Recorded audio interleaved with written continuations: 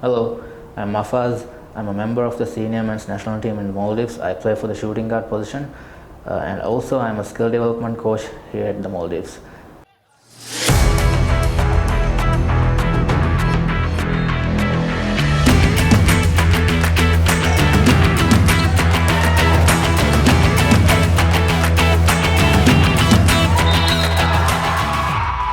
I started training Mikail 2 years ago. He was 12 when he started training with me, and he was an inch shorter than me at the moment. Right now, he is about 3 to 4 inches taller than me, and he's 14 at the moment.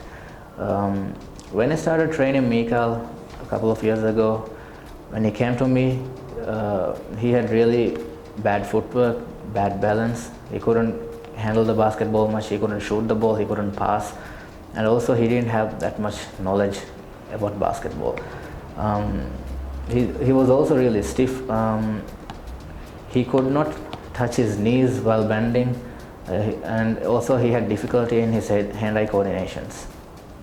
So when I started his training, I mostly focused on his physique. So I tried to correct his hand-eye coordination, and I mostly addressed his footwork and his balance. And then I slowly started adding his skill development work. I did a lot of stretching to him, and right now he could touch his toes comfortably. When I started his skill development, I mostly focused on his shooting, because if you're a good basketball player, or if you want to be a great basketball player, you need to keep the game simple. So you have to focus mostly on your footwork, your balance, and you have to be able to shoot. So if you can do these three things perfectly, I think you can play the game of basketball and you can keep it really simple. So I took 1 whole year to correct his shooting, and also I really focused on his footwork and balance every day. But I did include some of the ball handling drills and a few physical activities which he could do, mostly body weight activities. But I really kept his simple.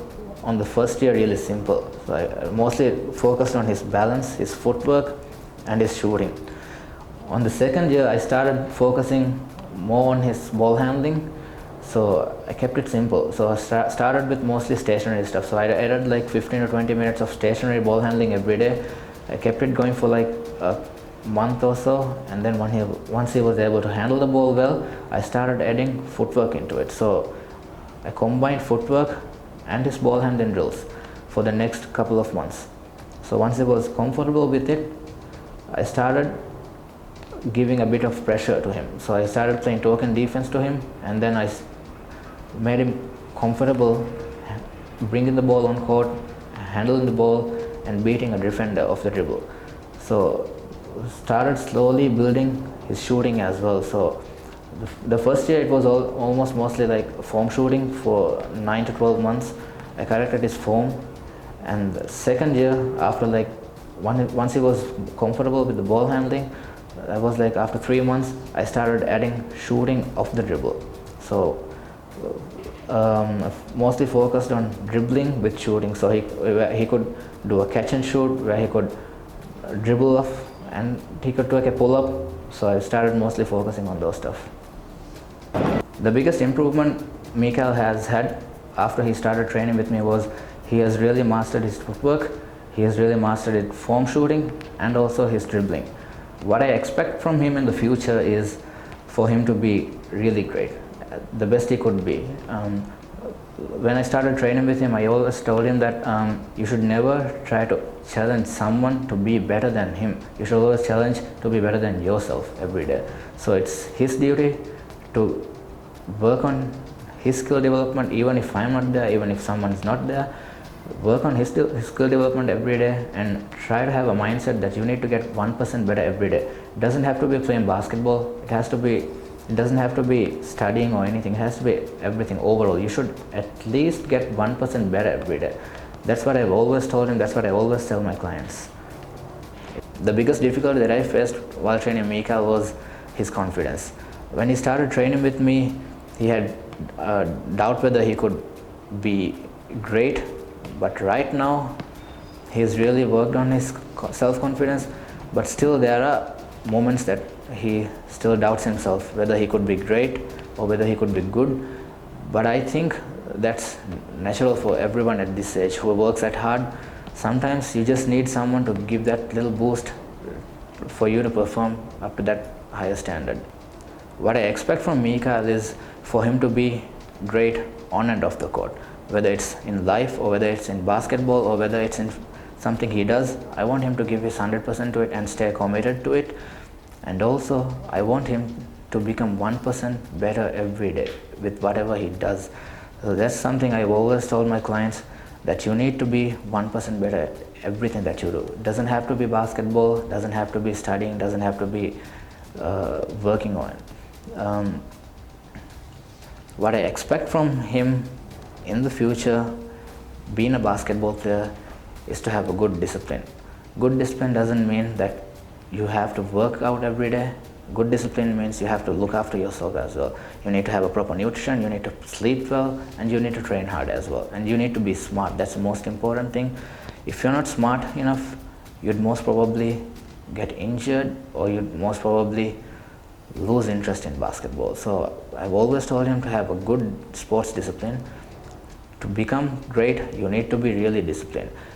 And also, you need to work out. You need to look after yourself, you need to take care of your body, you need to also enhance your skill every day. You should be working out even on rainy days. So here in Maldives, if it starts raining, we cannot practice because we only have 2 outdoor courts and we only have 1 indoor gymnasium, which is shared by 4 other sports. So we only get the indoor gymnasium when it's our time to play. So that's like 3 to 4 months, and we still have 8 more months left for us to train.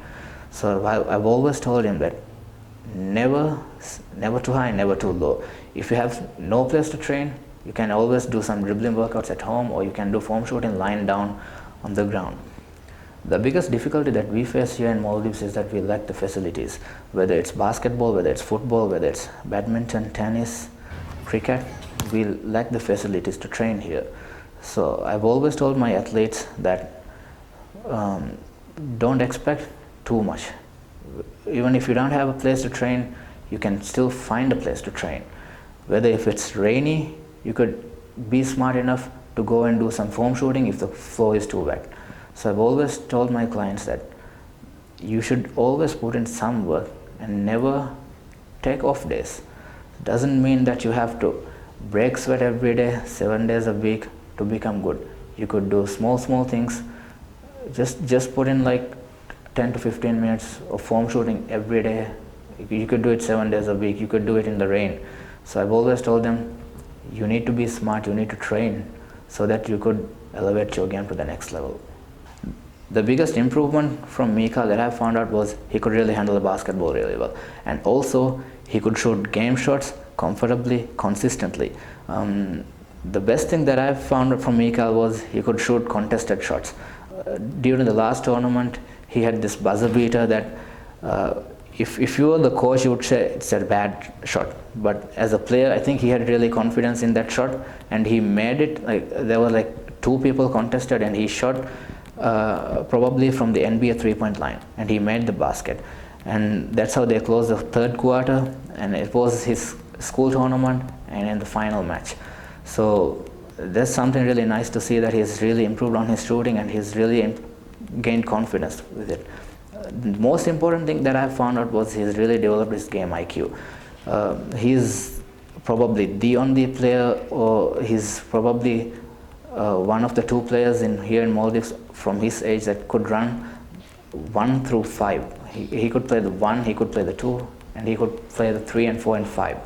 And since he has length, it's really difficult for the opponents to stop him, because if he's handling the ball well and he could drive into the basket and get easy buckets, there's like no way that anyone could stop him. And he's also averaging more than 10 rebounds per game, and he's also going to the free throw line, which is the most important thing. He goes to the free throw line and has an average of 70 to 80% throughout the tournament. So I think that's really something that for him to be proud of and for me to be proud of.